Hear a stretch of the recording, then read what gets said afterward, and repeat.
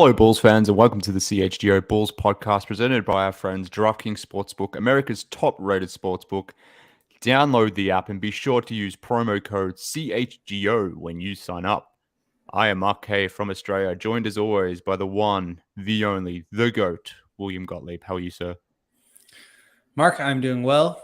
I am in full off-season and getting ready for the draft mode, so always good to take it back to reality and talk about how doomed the Bulls are.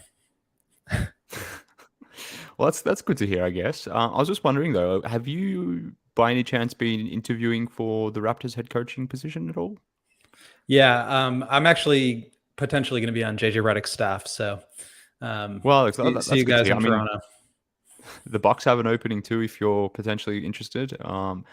Seemingly, it sounds like basketball podcast hosts are potentially in line for jobs going forward. So I'm just saying, maybe if you're looking for a career change, the Raptors have got an opening, the Bucks have got an opening. Who knows what happens after these other teams in the playoffs get eliminated? Maybe another opening becomes visible. Maybe you could go back to San Francisco, and just in case Steve Kerr were to exit out of that job, potentially, maybe you could be a candidate there too. I think behind referees, coaching is like the most thankless job in the NBA. Just everybody bashing coaches nonstop. Yeah. I think I'm out on that life path, at least for now, probably forever. Fair enough. Well, another one that's another job that gets often bashed is journalists, and you happen to be one of those. So yeah, you haven't necessarily picked well from that point of view. But getting back to our beloved Bulls, we're going to be talking Bulls, obviously, because that's what we do here at CHGO Bulls. Well, what are we talking about today? So I requested some questions from our friends on Twitter and for a mailbag, which I posted today at our website, ALLCITY.com, and got a couple of interesting ones that I thought we could dive a little bit more deeply into. And sort of the overarching theme here is, if what we have talked about for the last few weeks is true, that the Bulls are more likely than not going to run it back, we're going to see roughly the vast majority of the same team as last year, and you still want to improve somehow, assuming they still want to improve somehow, how are you going to do that? And I think internal improvement, looking within, developing the young talent and even some of the more in their prime talent, Zach LaVine, taking a step forward. I think that's kind of where we're going to need to look to try to improve on this 40-win season. So I wanted to talk more about that, and we'll go into details about Coby and his restricted free agency, about Zach maybe having another level, and in general, just like ways that the Bulls can improve. So yeah, I think if this is the reality, then let's start being realistic and talking about it from this approach. It'll be so funny if we spend the next several months just assuming that the Bulls are going to run it back, continuity. And look, there's obviously a lot of grounds for that being the case based on everything that has been said. So it's not like we're just forecasting this based on absolutely nothing. It's seemingly the most likely scenario based on what has been said, based on their cap situation, all that sort of stuff. But it would be kind of funny if we just spend the next few months talking about them running it back, continuity, and then all of a sudden they blow it up in the offs. That would be. We'll have different stuff to talk about. Yeah, I guess. But still, like, at that point, we would have different stuff to talk about between May 11th now, as the date is, or 12th, to July 1, whatever it might be, when free agency opens up, two and a bit months. We're going to be talking about the current squad and just assuming it's coming back. So that's why we're talking this stuff. And I think we're right to talk about this stuff. And to your point, like, okay, cool. If this is the team that comes back, then how do they materially get better? I guess the cynic in me says they won't, that they can't, that this is all a waste of time.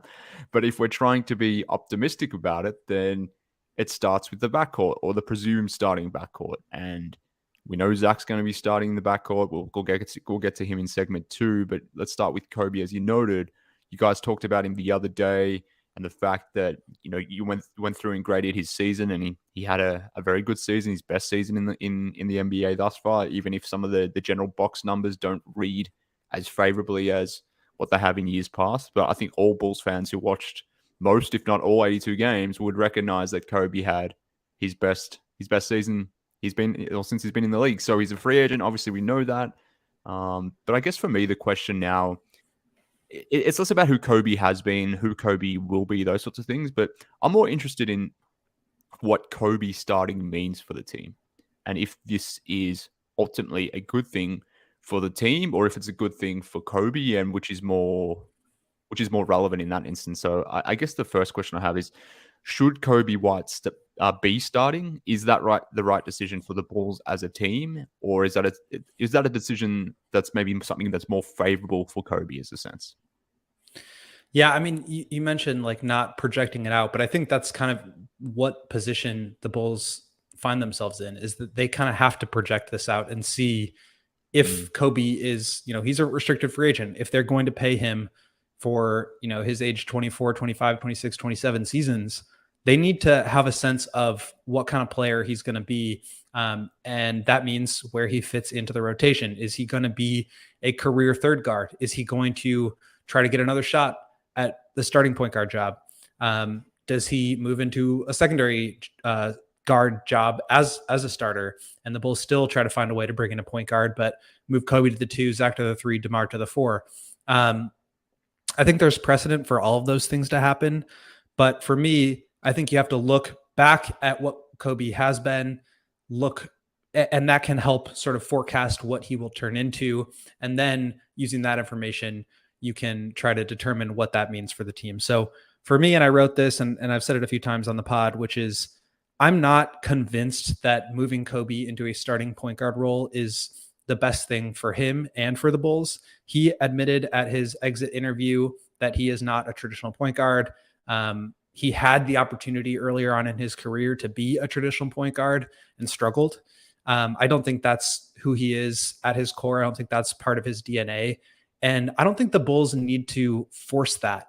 I don't think they need to try to turn him into that again, because they found success with Coby being more of a scorer and a combo guard and more of a attacking on reversal passes, catching and shooting, and then creating as a secondary option. So that's the role that I think worked best for Coby. I think it's why he had success down the end of last season, and where he had most success in the first couple of years of his career. And I wouldn't want to just say, oh, Coby hit a bunch of threes to end the season, now let's give him a totally different role, because I think that really doesn't do him any favors. So if the Bulls are going to start him and pay him starting money, I would still think that they need to bring in a point guard in some capacity. And whether that's Patrick Beverley or Caruso or whatever, I just don't think you can go into this year with Coby White, facilitator, Chris Paul type of like floor general, because that's not who he is. And I don't think that makes the team around him better. Yeah, and maybe I didn't explain myself well when I opened this segment up, but I guess what I've been thinking over the coming days and weeks, or the previous days and weeks post the season concluding, we've obviously had a lot of time to digest what has been and what will be for these Bulls. But the thing that keeps coming back to my mind is, like, Coby, I think, has played himself into a starting role. Now, if he was a starting point guard, where would he rank among starting point guards? He would be at the lower end in that sense, which is fine. Like, he's still trying to find himself as a player. He's only 23 years old, something like that. So it's not like he's a complete pro, he's a complete player Finished at this product. stage. He's still obviously, he's still got a lot of room to improve on in a lot of different facets of the game. And based on what he did last season, we should feel confident that this guy's going to put the work in to make that happen. So whilst I could get behind the idea of Coby starting, where I start to get a bit worried is what you just touched on then. Like, what does that mean for the point guard rotation more generally? And we've talked about the cap situation and how they don't have a lot of flexibility, particularly if they retain Vooch, if they retain Coby, if they bring back Io. They're pretty much going to be, if they're not up against the tax line, they'll be very close, meaning they won't really have any feasible way to add people to the roster, add anyone meaningful to the roster, which is what you'd want to do if you're promoting Coby to the starting lineup. If you're not bringing back Patrick Beverley because he wants a lot of coin, like he's mentioned, $13 to $15 million.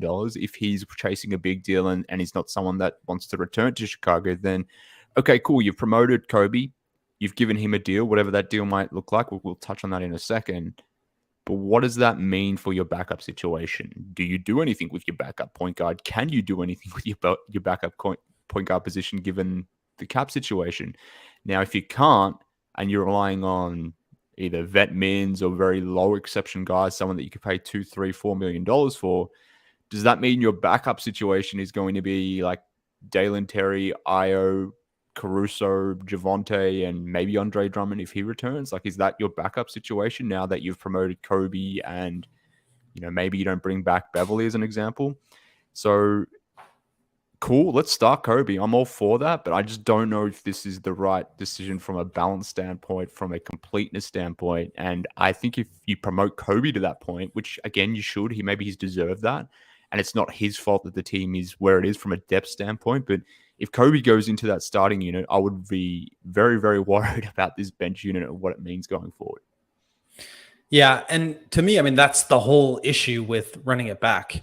If there's a world where you can bring back Vooch and Coby and still have enough room to give Pat Bev maybe like 6 or 7 or 8 million, it would have to be of the mid-level exception, right? In order to bring him back, because the Bulls don't have his bird rights. Yeah. Is that right? Yeah.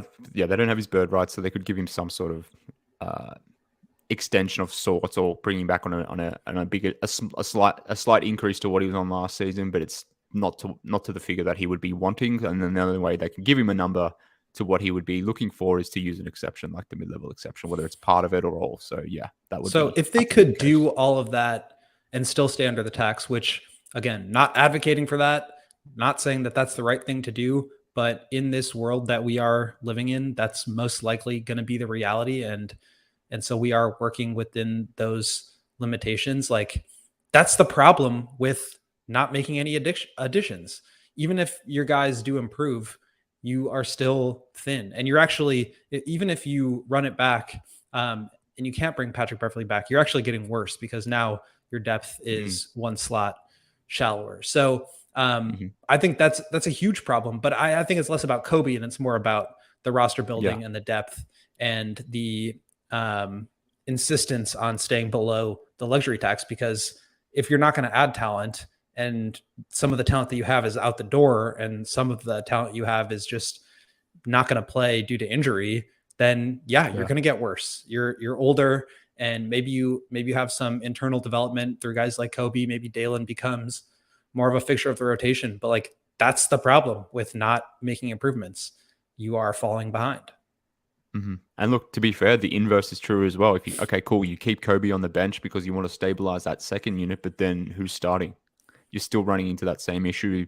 Maybe, I don't know, if you want Coby and Caruso coming off the bench, then who's starting at point guard? Like, regardless of what decision you make, one of these units is going to be weaker. So to your point, it all comes back to the fact that if they run things back from a continuity standpoint, if they're not prepared to make substantial changes to their salary structure and potentially even go into the tax to bolster their rotation, there's going to be obviously significant questions across the rotation, no matter who's starting, who's coming off the bench, all that sort of stuff. And but one, on the point one of quick thing, Coby, go ahead. Go ahead. I was going to say, before we transition out of Coby,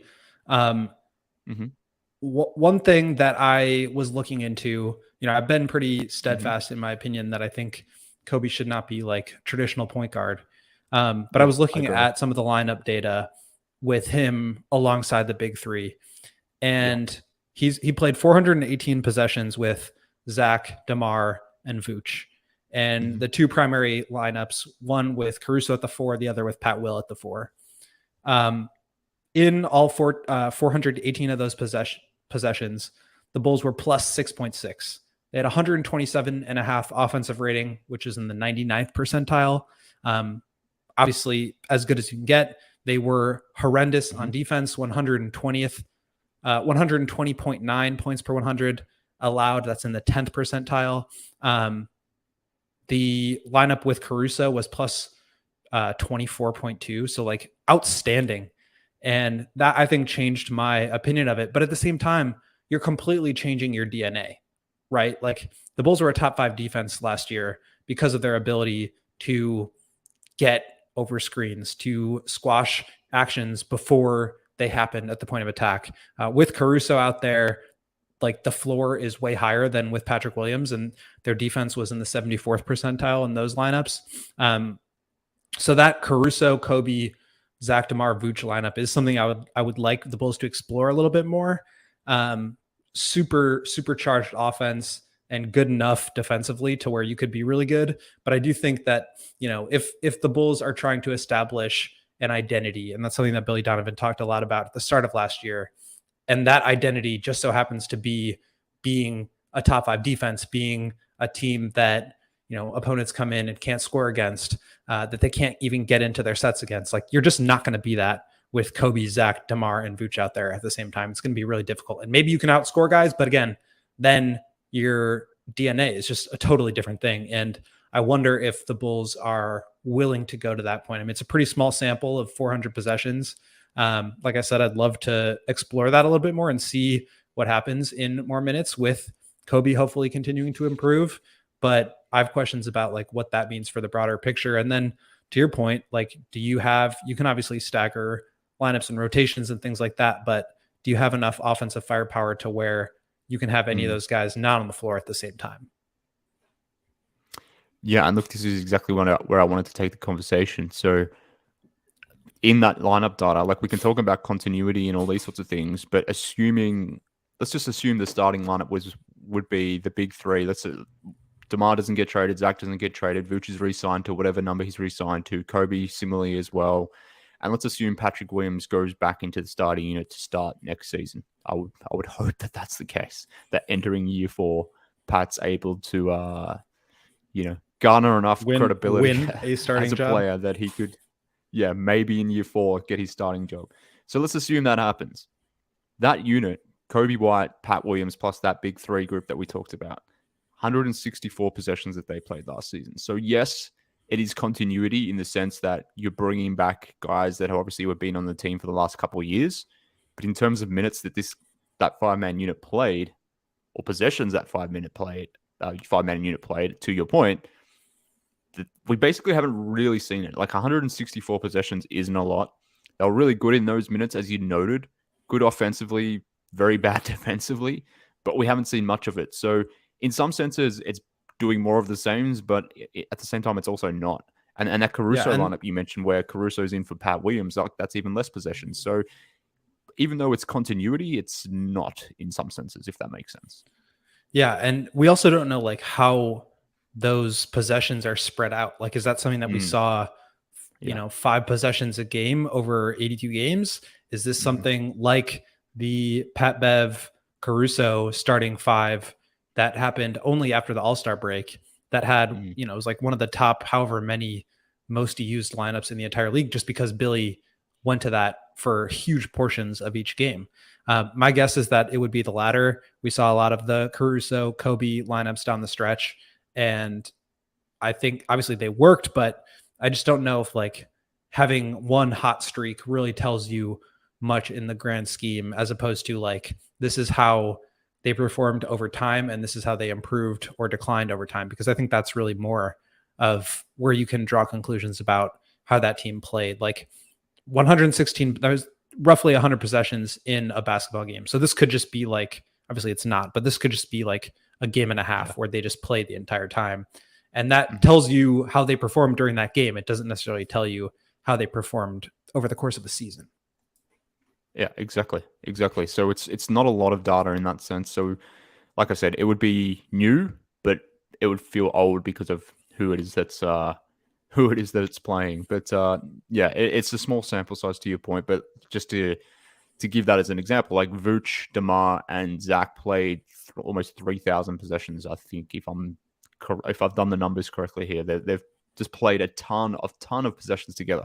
So to give that context as to how small 100 and something possessions is, it's minuscule compared to the minutes that Zach and DeMar and Vooch played together last season. Now, granted, obviously those guys were healthy, so that's part of the reasoning. But and then they played a lot of games together, but still very small sample. But I guess if you're going to put Coby into that starting lineup, if that's the intent, and if the intent isn't to keep Patrick Beverley, and we're assuming that Lonzo is going to be out, if not for some of the season, then all of the damn season.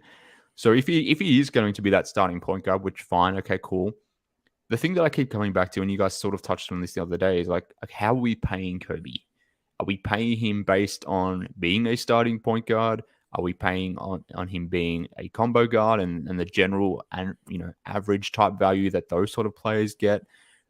There's obviously the component here about restricted free agency, and that makes it sometimes difficult for those type of free agents to get some sort of payday. So, and coming back to what you sort of noted in terms of what you had written for the website, like I have no idea what his next contract is going to look like. It could be, in my mind at least, anywhere from like 7 million up to anywhere to like 15 million. I have no idea. It's going to be dependent on who actually wants this guy and what his market is going to be. And the complexity of restricted free agency just makes it more of an unknown from my point of view, at least. So I don't know. Where do you think this lands? What do you think's fair? What do you think the market will dictate? All that sort of stuff. Yeah, I think you're absolutely right. Like, this is a really interesting situation. Obviously, the Bulls did not come to an extension agreement with him last summer, and he said that he was like not at all surprised by that. Coming off of a really relatively down season compared to some of the numbers that he put up before the Vooch and DeMar era began. If you had asked the first 60 games of this year, first 50 games of this year, that number might have been a lot smaller, but I do think he played himself into some money down the stretch. And it's interesting because like you don't really know what other teams are going to be interested in paying a guy like that. And so I question, like, does it make sense to operate the same way as you operated with Lowry, where you said, go out and find an offer and we'll either match it or sign it and trade you? Or does it make sense to be like, you know what, Coby, we're not messing around. We don't want you to go anywhere. We're just going to give you this offer. And if you sign it, great. And then if not, or if we can't come to an agreement, then maybe you go do the whole restricted free agency song and dance. The number that I came up with based on how similar players of similar positions are paid, and based on, the projected minutes and games played and EPM projection model that Stefan No came up with, it's about 14.7 million annually.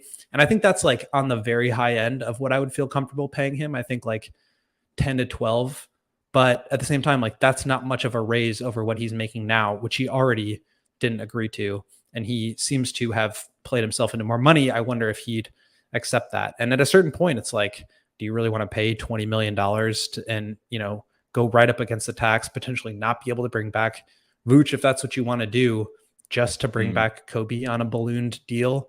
I don't know. I don't know where you go in that situation. So maybe it makes sense to try to, figure something out and come to an agreement before the restricted free agency that makes sense for both sides. Or maybe, there aren't a lot of teams with cap space, but the ones that do are younger teams that might want a guy like Coby to sort of see if they can develop him in a new setting and give him more responsibility. So it's going to be really interesting. But I think if you're the Bulls, you kind of have to think about it in terms of the number and where you can get value out of this player. Is it a tradable contract? Is it something that allows you to do this summer all the other moves that you want to hopefully do? So it's definitely an interesting question, but I think the 10 to $14 million range is probably where it nets out. And I know that's pretty big. So maybe like 12, 13 is more in the range that I'd be looking at. Mm-hmm. Yeah, well, I've got in my cap sheets, my projections for the off season. I've budgeted in 12 million because I think that's a combination of somewhere fair, somewhere in the middle between fair value and market value, something like that. I think that's a reasonable number, a 3-year, $36 million deal, something like that, which is essentially a 3-year deal on the mid-level exception. I think that's kind of a fair and reasonable deal. It's similar to the deal that Caruso signed. Inflation obviously has driven that number up as the mid-level exception has gone up. So I think that is a fair and reasonable number, 12-ish million. That's a low the amount you'd pay for a low end starter backup, top backup guy. So I think that's fair. Here's the thing though. I don't think a sign and trade is going to happen for 2 reasons. One, or at least not in the way that Larry Markkinen situation happened. For 2 reasons. So Coby seemingly wants to be in Chicago. Lowry didn't, or at least was amenable to exploring other options, and obviously clearly he did. So I think that's one thing to consider. But also, I don't know. I don't know if the Bulls can afford to lose Coby in a sign and trade because okay, cool, you lose Coby, but if you're already losing Patrick Beverly because you don't want to pay him money, you don't have Alonzo presumably for most, if not all, of the season. Who is your point? Your starting guard or your starting point guard, your backup point guard, whatever it might be. Like, what are you doing at guard if you're signing trading Coby away? Now, maybe it depends on who you're getting back in that sign and trade, but assuming you're not getting someone better or maybe not even someone who plays the same position, then and I would assume you're not getting back to someone who plays the same position because why would a team that's wanting to sign and trade for Coby be sending out a point guard? Like I, I just don't think the Bulls will do that just because their guard depth will be depleted at the same time as well. So I'm almost operating on the assumption that a sign and trade just won't happen for a number of factors. Yeah, I think that's a fair take. I wonder if there's a move that like consolidates a little bit. And I know you just mentioned like already lack of depth here, but maybe you attach Coby to Lonzo and you can get, maybe you throw in the Portland pick or something and you can get somebody back. Or maybe it's Caruso or I don't know what, but like maybe there's a trade. It's like a 2-for-1 situation where you can bring back a higher level talent for Coby, but it's kind of like, the situation that the Celtics are in with Jaylen Brown or something where, everybody wants Jaylen Brown. Everybody wants the Celtics to trade Jaylen Brown. But if you're the Celtics, like, what are you doing that gets you a better player than Jaylen Brown? It feels like the Bulls are in a similar situation where like, yeah, maybe it's not like the most perfect fit in the world. Maybe it's not like the absolute best situation, but is there really something better? You're not going to just get rid of them to get rid of them because that's really how you hurt yourself. So I think, again, we talk about this all the time, but value is going to have to be the primary objective here. Can you get him on a number that makes sense, that you can move later if you want to, that he will hopefully outplay, and then you've got yourselves on a real value deal. I think that's got to be the primary goal. But if you're paying him $15-16 million, like, Kevin Porter Jr. money or, Luke Kennard money, then what are the odds of him doing that? And now all of a sudden you've got another bad contract on the books that prevent you from making other deals. So I do think this is a really important one. And I kind of doubt that he is going anywhere else. But the number has to be right. You can't just give him whatever you want to keep him. Yeah, of course. Yeah, look, the Bulls have leverage over Coby because he's a restricted free agent, but Coby has leverage over the Bulls in the sense that they just don't have a lot of guards, presumably, at this stage, particularly with the Lonzo situation, the Beverly situation. Unlike Lowry, who had Vooch in front of him, who had Patrick Williams to sort of contend with as well, like the Bulls weren't offering or didn't have a feasible way for Lowry to start on this team, at least back then. That's not true for Coby. So it's going to be an interesting one. We'll see how it obviously plays out. But, Will, can we pay some bills? Can you tell everyone about our friends at Fubo TV? Fubo TV has 140 plus live channels of sports, shows, movies, and news. You can stream live TV from any device, watch the most Chicago sports for the lowest price, and you can start watching immediately with a 7-day free trial. There's no contract, no cable, and no hassle. You just sign up and start watching. And you can also get 1,000 hours of cloud DVR storage. Maybe I will now record a bunch of college basketball games and overtime and G League games so I can study the draft for the inevitable Bulls trade into the first round. And you can get those 1,000 hours for no extra charge. You can watch your local teams while traveling. I will obviously be doing all of that draft scouting while I am on vacation this summer. But I'll also be watching upcoming events like golf, like the WNBA. The Sky are starting up their season. Some of the other drafts that are happening, obviously NBA in June, the lottery next week. And then, of course, you've got your Cubs on Marquee and your Sox on NBC. So use the link in the description below to sign up for 15% off your first month with Fubo Pro. Make sure you guys go check out Fubo TV. Beautiful. And while you're doing that, or after you've done that, get a beer in your hand, friends, and make sure that beer is a Goose Island beer. Chicago's best and premium beer company since 1988. We are very, very thankful that our good friends at Goose Island are supporting us here at CHGO. So do us a solid, friends, and get down and support the Goose Island Beer Company, whether that's going down to your wherever you buy your alcohol, whether you want to grab your hands on a sixer of Goose IPA, maybe it's the Tropical Beer Hug, the 312 wheat ale, the Matilda ale, whatever it might be. There's just an assortment of beer selection that you can choose from and get your hands on. And I would suggest maybe trialing a whole bunch and trying to find that beer that is right for you. The Goose Island Beer Company has just an assortment of different beers that you can get your hands on. So do that, friends. And as Will noted, the draft is coming up, particularly NBA draft is coming up. Or at least the lottery is coming up too. The lottery is next week. Maybe you want to go down with a couple of your mates down to one of the tap rooms that Goose have and have a few beers whilst watching the NBA draft lottery.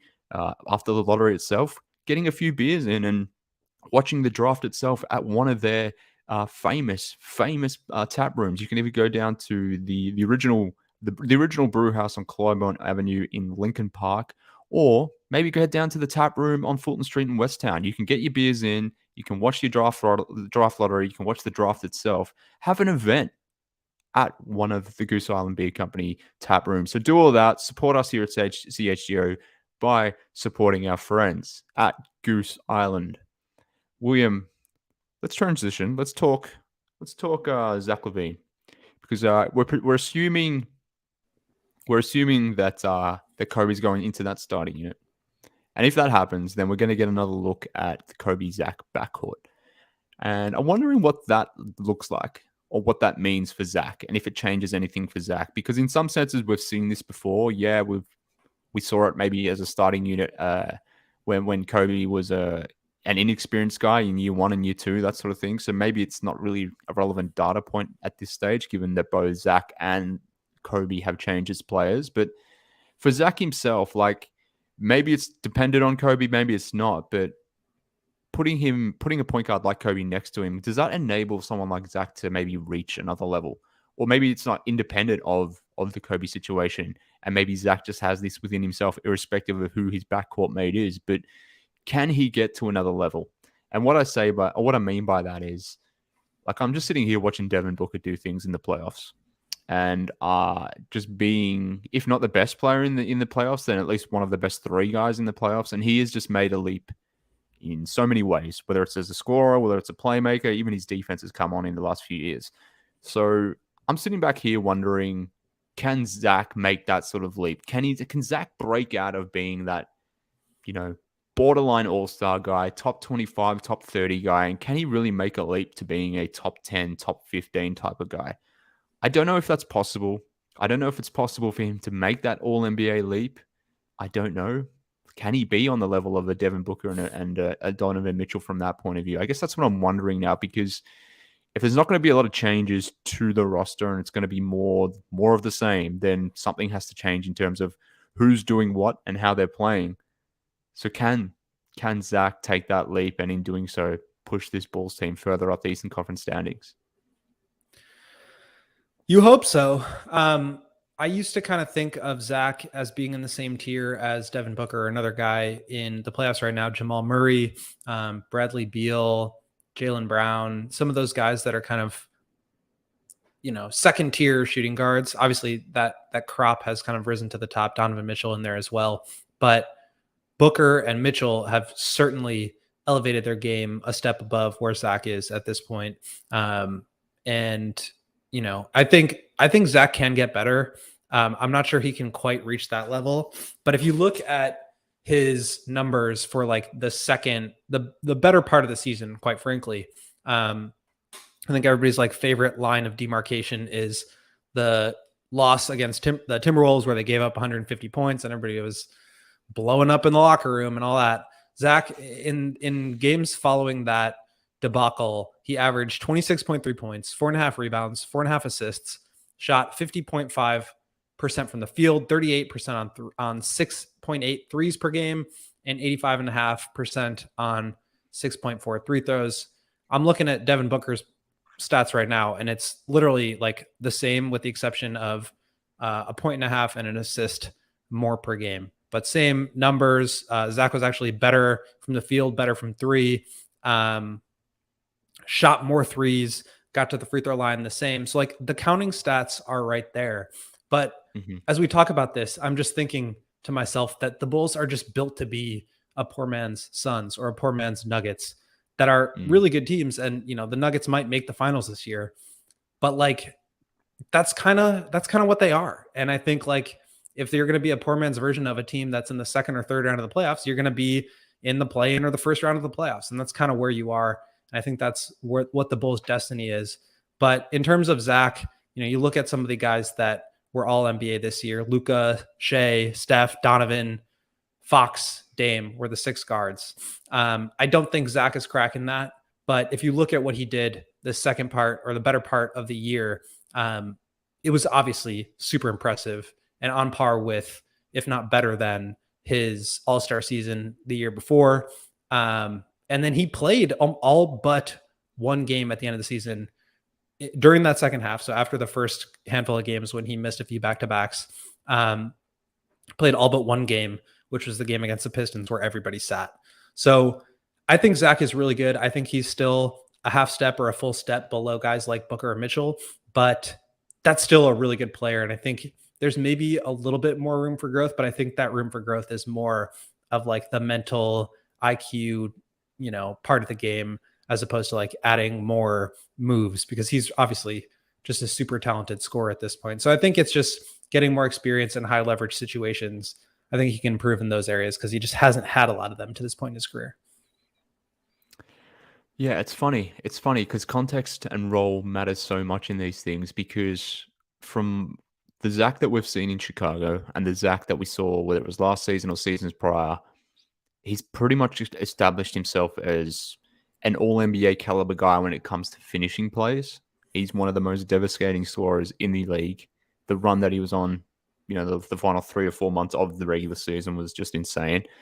So from that point of view, like, I think he's at that level, at a scoring level, like at an all-NBA level, but it's all the other stuff. It's all the other stuff, which is unfortunate because I think he probably has more chance to be that all-NBA guy, and maybe the perception of him changes if he was a number 2 to someone, if he was a second option. Like if he was playing next to Nikola Jokic as an example and putting up maybe even the same numbers, but wasn't charged with running an offense or being the lead guy, doing that sort of stuff, I think the perception of who Zach is would change dramatically, and in part would change the dynamics of how people talk about him, the narrative surrounding Zach. And in that instance, I think even as a second option in that instance, I think he would have more of a chance to be considered an all-NBA guy than what he has here in Chicago, where presumably next season he's going to continue to take on that mantle of the number 1 guy.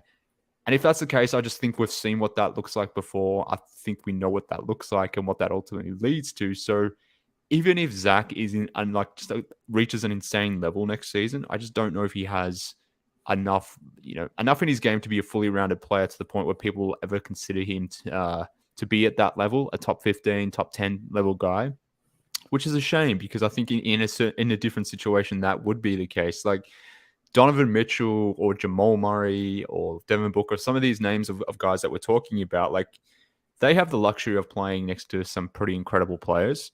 And not to disparage DeMar or Vooch or the other role guys on this Bulls team, but like playing next to Nikola Jokic or Kevin Durant or whoever it might be is a very different thing than playing next to Vooch and DeMar, as you noted.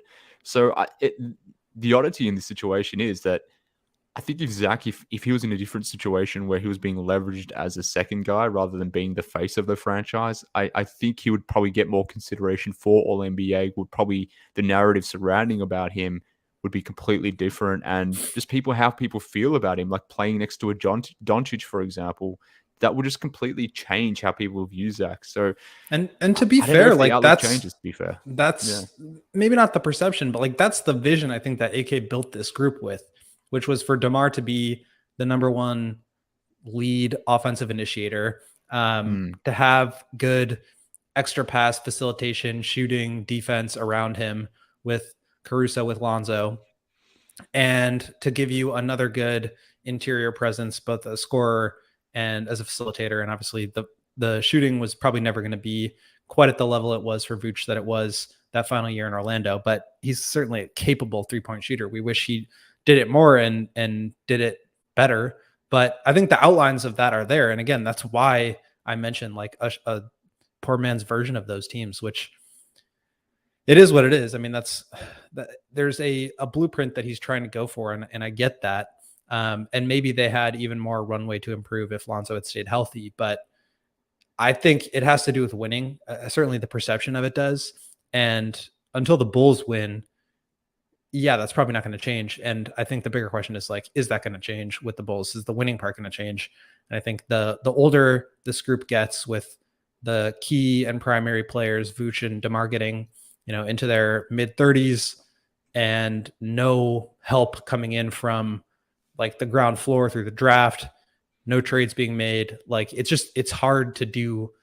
It's hard for me to convince myself that things will get better next year with less talent, with older guys, and not much else changing. So I think that really gets in the way of Zach and his ability to change the narrative. But at the same time, getting to the All-Star game twice, making it to the playoffs finally, like I do think that helped his that helped his trajectory. And I think he would have been seen nationally in a much more different light had he not started the season, with that injury limitation. So maybe next year he's just like full go from the beginning and he looks a lot better, and that changes some things. But I do think there's a ceiling on it based on how the team performs. Yeah, I completely agree. Let's continue talking about that, and in terms of how Zach can improve, but more the team more generally, because like we said, that's ultimately where it needs to come from, given the situation of the current roster. So let's just pause that conversation for the moment. Let's return back to it. But before we go on, I want to tell everyone about Shady Rays, our friends at Shady Rays, who take the sun very seriously. They take the protection of your eyes very seriously, and they do so by building just some absolutely brilliant premium polarized shades, and they do so all at an affordable price. So if you don't know, friends, Shady Rays is an independent sunglasses company that offers a world-class product that's just as good as any expensive pair you may have ever worn, whether you've paid $300, $400, $500, dare say paid $1,000 for a pair of sunglasses. Like, I have to question why you would do such a thing when a company like Shady Rays exists out there. They build durable frames that are extremely clear in terms of their optics. Whether you're getting outdoors, whether you're roaming around downtown, you need to get those sunnies on your face. Now that we're approaching the summer months here in Chicago, you need a pair of sunglasses. So that is why you should be buying your sunglasses from Shady Rays. And the best thing about Shady Rays is they have a lost and broken policy, whereby if you happen to lose your sunnies, if you happen to sit on them and break them, they have a replacement policy whereby they will give you a brand new pair, no questions asked. So you can wear your Shady Rays with confidence because they have your back by having this lost and broken policy in place. So definitely take up the offer, friends. So if you want to get yourself a pair of sunglasses, and exclusively for our listeners here at CHGO, Shady Rays is giving you the best deal of the season. So go to shadyrays.com and use promo code CHGO. When you do, friends, you will get 50% off 2 or more sunnies of polarized sunglasses. So try them out for yourself. They have over 250,000 5-star reviews online. So a lot of people are saying this is a good product. It's not just William and I saying it. Over 250,000 people have done so. So get your hands on some Shady Rays and thank me later. But another thing you can thank me for and thank William for is the ComEd Energy Efficiency Program that is currently ongoing. Well, can you tell us a little bit more about that? Well, can you actually kick things off for me, because I need a little jump start to tell the people what they want to know about ComEd. Yeah, I can give you some energy in that sense. So the ComEd Energy Efficiency Program is committed to helping families and businesses in the communities they serve, helping manage energy usage, lower your energy bills now, and of course, into the future. That is 1000% correct, my friend Mark. ComEd offers a wide variety of incentives on lighting and other efficiency upgrades to commercial, industrial, and public sector customers of all sizes across our territory. ComEd offers free facility assessments that can help find energy-saving opportunities, like for HVAC systems, commercial kitchen equipment, or industrial processes. Interesting. Can you tell me how it works? I would love to tell you, because it's quite simple, really. An authorized engineer will work with you to develop a detailed assessment plan specific to your goals and needs. They can be done in person or virtually and last approximately 2 hours. And then within 3 to 4 weeks, a customer will receive a report detailing energy efficiency projects that they can start working on immediately. Each recommendation will include, as I reject a phone call, each recommendation will include estimated energy savings, cost savings, projected cost, potential incentives, and simple payback. So if you own a business, don't wait. Get started saving money and energy, and Monergy, your favorite mark, for energy saving tips, lighting incentives, or to schedule your free facility assessment. Go to ComEd.com/poweringbiz. Well, was that ComEd.com/poweringbiz? Yes, sir. It was ComEd.com/poweringbiz. B-I-Z. Interesting. Biz. I'm going to do that after we wrap up this show. That's where I'm heading, ComEd.com/poweringbiz. Now, I'm just wondering, that call that you rejected, that wasn't an authorized engineer from ComEd who was just giving you a call to discuss their energy efficiency program, was it? I'm hoping that wasn't the case. No, it's not the case. It was my friend Wes. Okay. Shout out to you, Wes, who I know is not listening to this. Fair enough. Well, that's why we can reject his calls. But let's get back on track. Let's talk Zach. Let's talk the rest of the team and how they go about improving, because that's the pertinent topic now. Like, yeah, we've talked about all the ways these things, all the way this may break in terms of the cap sheet. We're not expecting much change from personnel, so it's like, okay, cool. You're not necessarily changing your team again. This is the third or fourth transactional window or cycle where you haven't made anything. Well, we're assuming they're not going to make any meaningful change. Okay. So how do you make meaningful change in that instance? What changes for the team in terms of their trajectory, for the players on the roster? How does that change? And you've mentioned this a few times on the show, but it has to change through internal improvement. Now, for Zach, someone like that, he needs to make a leap from a playmaking point of view. Pat, you guys have talked about the fact, and you specifically noted that he needs to be working on his handle. Like, if we want Pat to be running more pick and roll, if we want him to get to the free throw line more, doing all that sort of stuff, creating more off the bounce in isolation, now you can't do any of that if you don't have a tight handle, which he seemingly currently doesn't have. We've seen Coby make some improvements, which is why we started this entire show talking about the fact that he might be in line to be that starting point guard. But William, what other changes can this team make, whether it's at a player level or maybe more holistically in terms of what they do on offense, defense, whatever it might be? Like, what needs to change for this team to improve?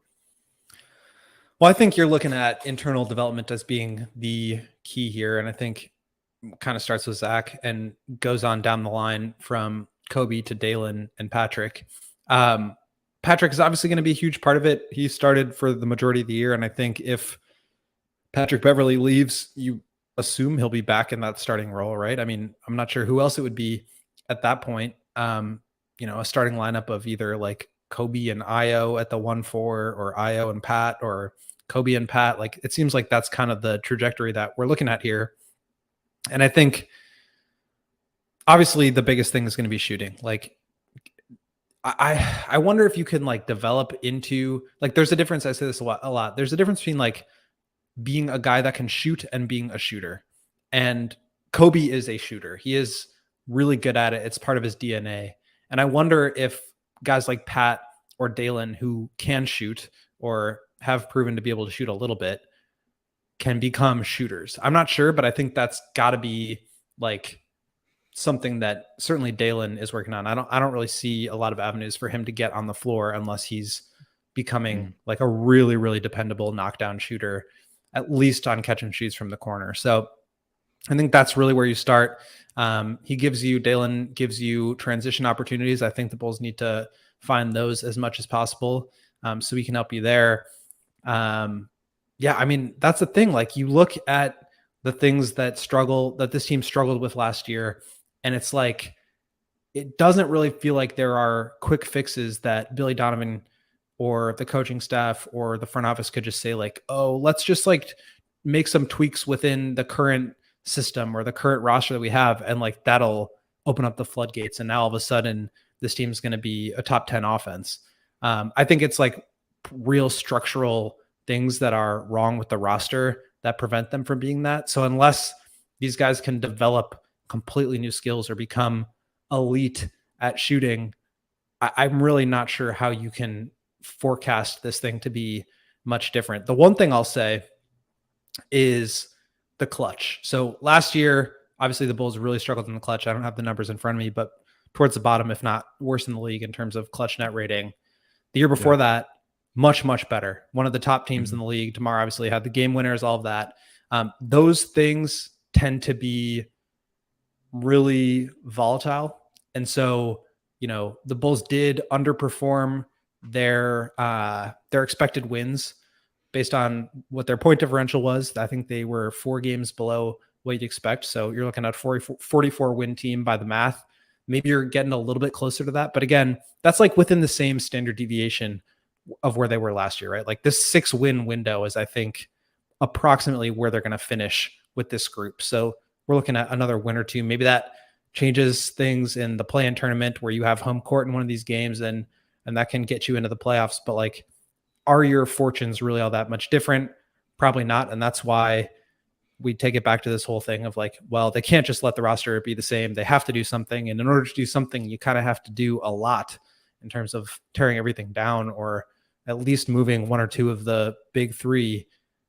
I'm not sure they're going to do that. I doubt they are. So they're going to have to get on the podium at the start of next year during training camp and say, we think things are going to be different for X, Y, and Z reasons. And my guess is that's going to be, well, because Dalen was working really hard in his jump shot this summer and we had him in our building and now he's going to be, a 38% shooter on high volume. And look what Patrick did on 3.5 attempts per game this year. He's going to be up around 5 or 6 and he's going to shoot 40% again.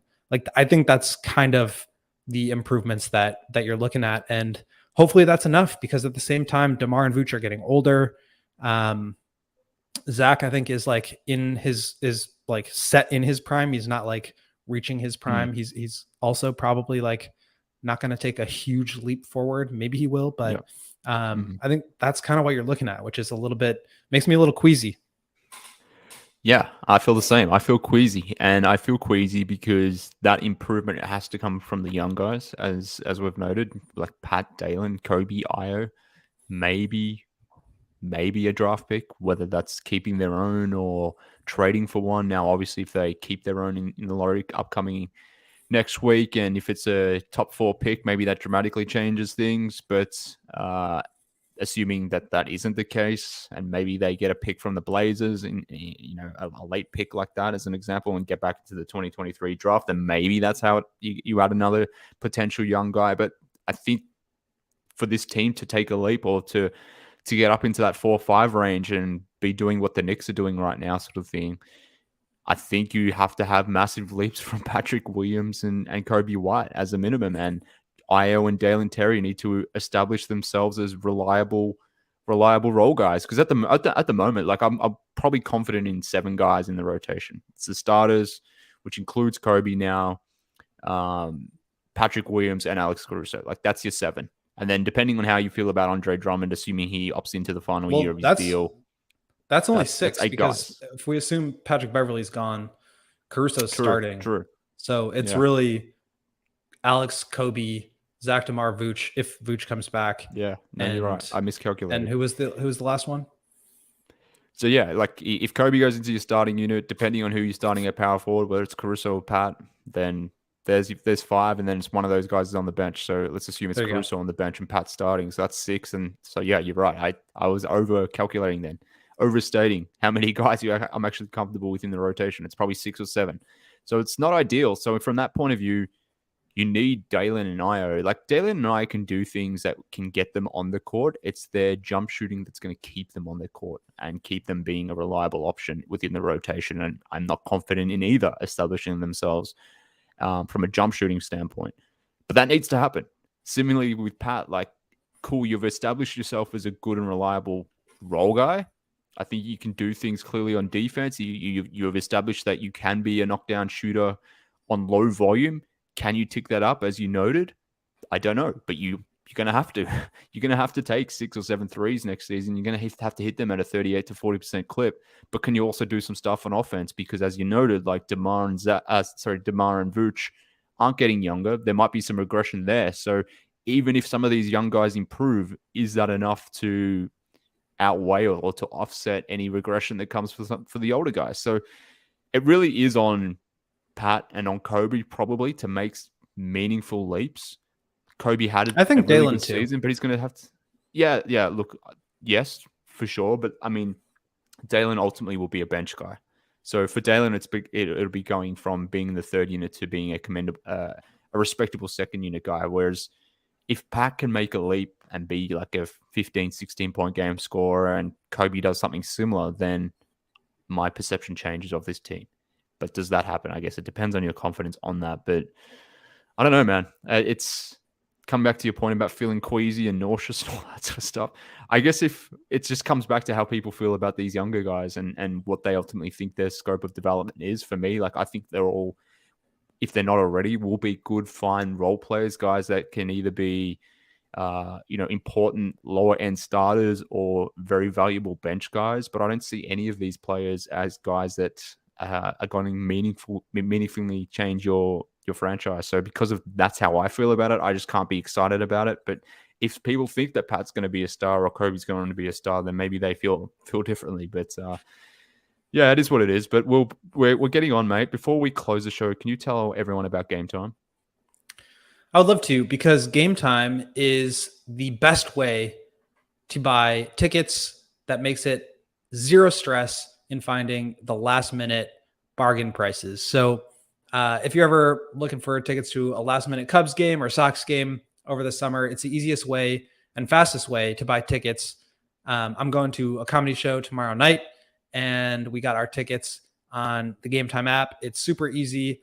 All you do is go into the app, find the event you're looking for, and you can click on any spot in the stadium. It'll show you a view from where you'll be sitting with an image of your seat and everything. And it's the lowest price guaranteed, event cancellation protection, and job loss protection. So it is the place to go for last minute ticket deals. Forget about planning months in advance. Game Time has deals on tickets right up to the day for each event. They also have exclusive flash deals on a variety of different events, including baseball games and theater and comedy events, which you will surely be going to this summer. So snag the tickets without the stress with Game Time. Download the Game Time app, create an account, and use promo code CHGO for $20 off your first purchase.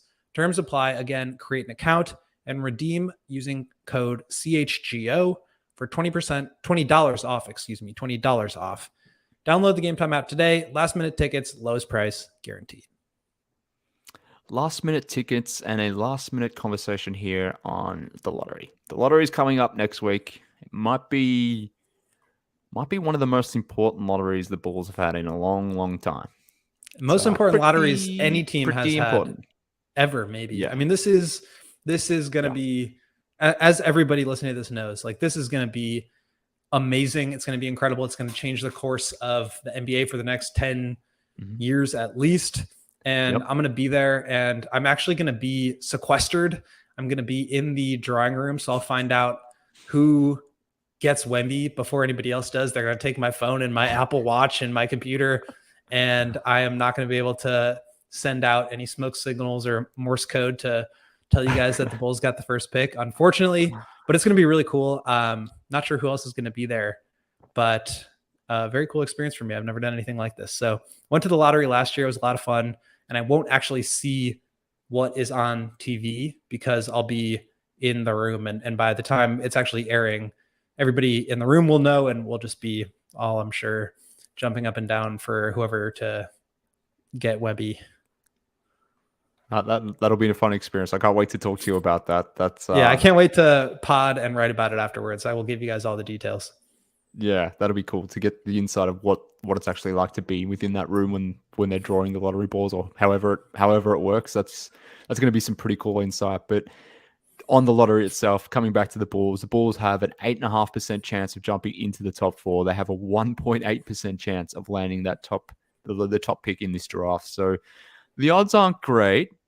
But having said that, we've got William in the room, so I'm wondering if he could, just bring some level of shenanigans there and maybe bump that 8.5% up to 40% some way. Like, can you? I don't know whether it's that the frozen envelope, or if there's better, more intuitive ways to do that in the modern age. I don't know. Maybe there's ways we can bump up those odds with you in the room. Or like, are you prepared to be a bit of a sleeper agent in that sense?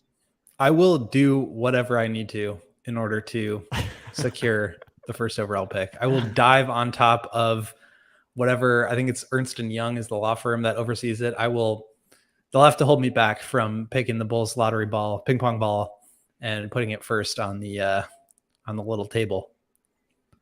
Well, yeah. Well, as long as you're doing everything you possibly can, I think that's all we can ask for you. But I mean, I wish we had a camera in there because I would love to see your body language in the event that they did win the lottery. Like I know. I'm gonna have to I'm not gonna do that. I imagine it will be similar to my reaction watching Bulls game 2 against the Bucks last year, where they won in Milwaukee, and I was just sitting on the press box on Media Row, and I was just like shaking. I'm sure it'll be something like that. I'll internalize it, and then when I get home, I'll like have to go to the gym and hit a punching bag for an hour or something. Fair enough. Well, whatever you need to do to let it all out, I guess. But the odds aren't great, but obviously we'll find out next. There's a chance. There's a chance. Yes. So you're telling me there's a chance, but okay. Let me ask you this before we head out. Mm-hmm. Is there any part of you, big or small, that feels that you don't want the Bulls to win the lottery because that would mean that ownership gets another free pass at a generational talent without actually doing anything to deserve it? Or would you just say, the lottery happens, there's all chance anyway. Like somebody is going to get lucky here. It doesn't matter if you have the first best odds or the last best odds, like somebody's getting lucky and you'll just take it, or would you be a little salty? So I can't lie. There would be because I feel like you've thought about this. I have definitely thought about this. There would be a part of me that would be disappointed in the Dolphs just being rewarded with another generational talent without them doing anything to earn that, in the same way that Michael Jordan changed everything about this franchise and turned this franchise into $1 billion empire for Jerry and Michael. That would annoy me on some level. But having said that, my going in position is every NBA owner is a lot of bad words. I don't feel very strongly or have meant much, affection for any of these $1 billion owners. So they're all jerks as far as I'm concerned. So if one of these jerks is going to be handed Wemby, then why not it be our jerk, I guess is my point. And there is obviously a benefit to that. And that benefit is that it makes me happy. I would rather be in a scenario where we have Wemby than not. So yeah, does it suck that Jerry would be gifted Wemby? Yes, ultimately, 100%. But at the same time, I would rather Jerry have Wemby because it means I have Wemby than not having Wemby, if that makes sense. So there's a selfish component to that. I don't want to see the Dolphs succeed in any manner, but I guess if they're not going anywhere, so if I want my team to succeed, then ultimately the Dolphs in some shape or form have to succeed. So I'm gonna have to put that my feelings aside about ownership, put that aside for the benefit of the fan base, the benefit of ourselves here at CHGO, and just ultimately the benefit of me. So yeah, does that answer your question? It does. I have no comment on my my end of things, but I'm very excited. You can't. The lottery will be huge. An objective beat writer. Yeah, I'm objective. One more final question for you. If the Bulls get the third or fourth pick, meaning no Scoot, no Wemby, do you think there's a world where they trade that pick, or do you think they take the young guy and as sort of a hedge where now you can kind of set yourself up a little bit, or maybe even trade one of the veterans? Like, do you think there would be any major movement on the roster in that case? Or do you think, we just added a great young talent to our core that we seem to be so, that we seem to think is better than it actually is? Yeah. What do you think would happen if they got into the top 4? Obviously the pick would roll over the next year, and the pick that they owe in 25 would roll over the next year. So those picks would still be outgoing. Do you think they would keep it or try to move it or move somebody else? Well, we were talking, we spent half an hour talking about Coby White and what his potential role and contract would be on this team next season. But if the Bulls were to land like the second or third pick as an example, and they've got an opportunity to draft Scoot Henderson, then I don't think in that scenario Coby White comes back and that changes any leverage that he has over the organization. over the franchise, that scenario changes just dramatically in that sense. So, and the reason why I'm bringing this up is because when we've done our cap projections, when we've thought about what the Bulls cap situation would be next season, we haven't accounted for any first round picks. Now, if for whatever reason they were to add like the second or third or fourth pick in this draft to their cap That's a sheet, big like old cap hold. yeah, that's a big cap hold. That's like 8, 9, maybe $10 million, whatever that number might be, depending on that pick.